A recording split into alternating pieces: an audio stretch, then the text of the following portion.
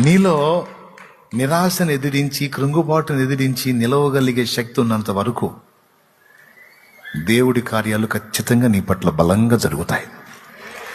పక్క దానికి గాని నువ్వు స్థానం ఇచ్చి బలహీన పడ్డావా, రాజీ పడ్డావా, అవుట్. దేవుడిచ్చేవి చాలా కోల్పోతావు. స్పిరిచువల్ లైఫ్లో నిలవలేకపోతున్నావు అనుకుందాం. తరచుగా నిలుద్దాం అనుకుంటున్నావు పడుతున్నావు. అక్కడ నిరాశ వచ్చింది, కృంగుబాటు వచ్చింది.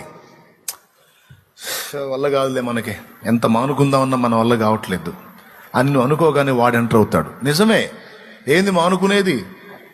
పెద్ద పెద్ద మొనగాళ్ళ వల్లే కాలేదు, నీ వల్ల ఏమైంది? నీ బొందా నోర్మై, ఏం పర్లేదులే కానీ తప్పదు ఇక అంతే అని ఆ పాపంతోనో ఆ బలహీనతతోనో మ్యారేజ్ చేసేస్తాడు వాడు. ఏం చేస్తాడు?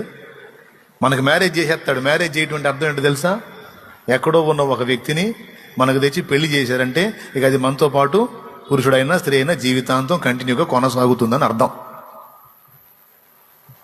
అయ్యలారా, ఏ బలహీనత అయితే నిన్ను ఓడగొడుతుందో దాని మీద నువ్వు యుద్ధం మానుకుంటే మ్యారేజ్ అయిపోయింది. సైతాన్ గడి దగ్గరుండి చేస్తాడు ఆ పాపంతో నీకు.